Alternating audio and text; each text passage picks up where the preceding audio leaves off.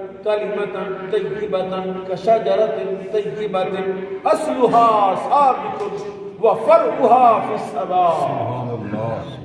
ایک کلمہ.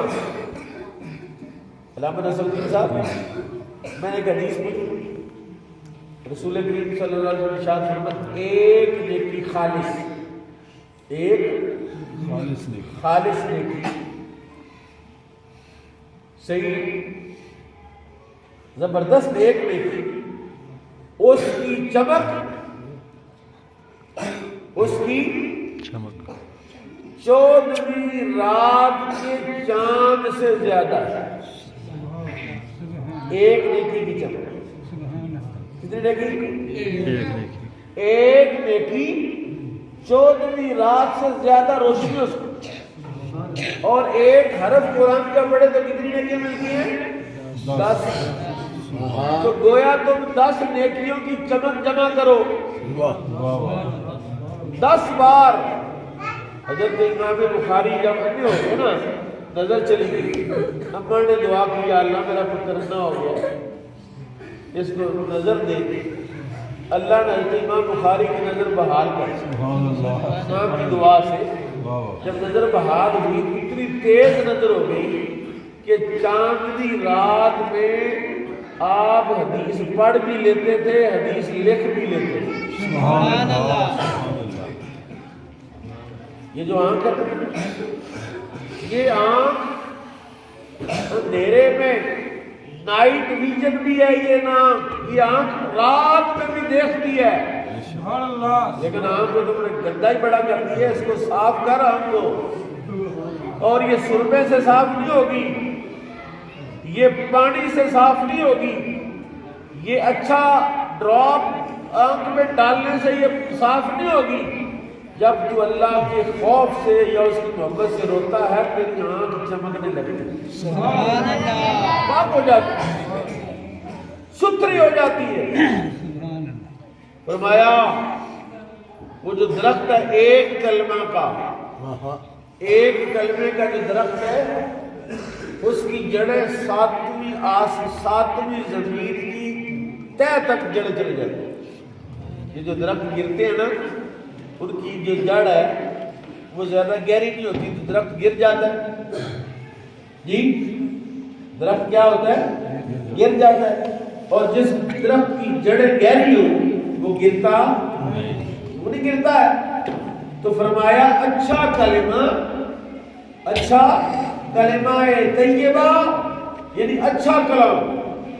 آپ کو میں جملہ کلمہ پڑھتا ہوں آپ کے سامنے. میں کہتا السلام علیکم، یہ بھی کلمہ طیبہ. السلام علیکم ورحمۃ اللہ، یہ بھی کلمہ.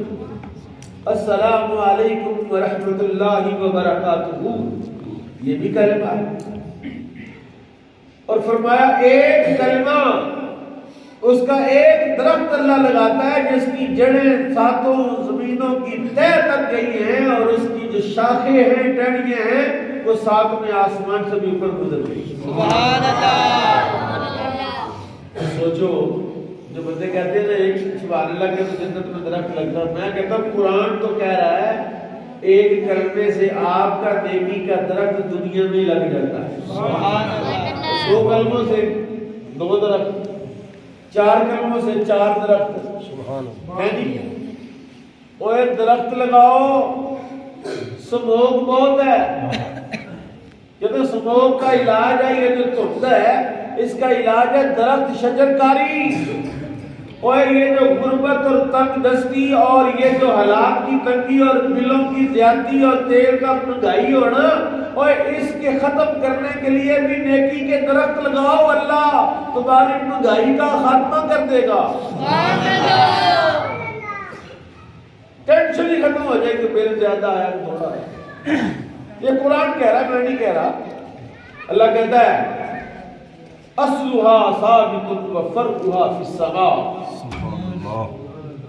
اس کی شاخیں پہلے آسمان، دوسرے آسمان، تیسرے، چوتھے، 5ویں، 6، 7ویں آسمان تک ایک درخت کی شاخیں گئی ہے. کون سا درخت؟ نیکی کا درخت. کون سا درخت ہے؟ نیکی کا درخت. پہلے دن میں ایک اس علاقے میں گیا تو وہاں زمین ہے, اس میں ایک جگہ پر اتنے درخت ہیں کہ یہاں فارم ہاؤس بنایا ہوا تھا, سمبل کے درخت ہیں, اتنے درخت گھنی شان. شدید گرمی میں وہاں ٹھنڈا ہو, اور اگر یہ لکڑی کے درختوں سے ٹھنڈ پڑ گئی ہے تو نیکی کے درختوں سے کیا حال ہوگا؟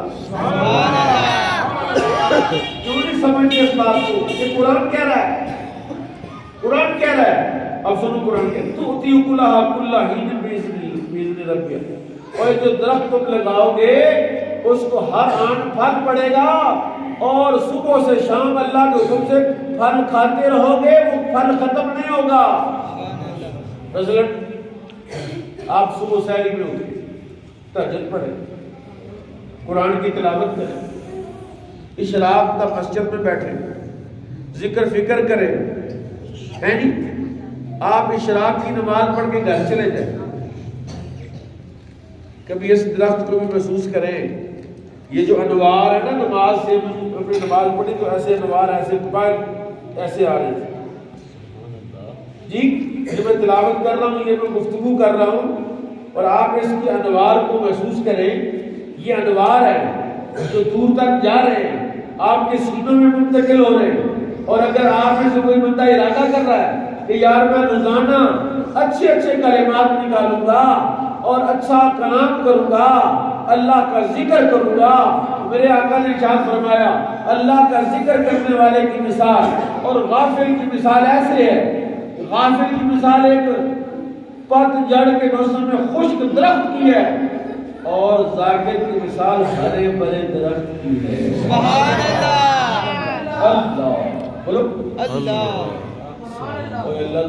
اللہ اللہ اللہ. ابھی زور زور سے سبحان اللہ کہہ رہے تھے, میں کہتا زور سے کو اللہ. چاہ ساتھ اب آگے سنو قرآن کیا کہتا ہے.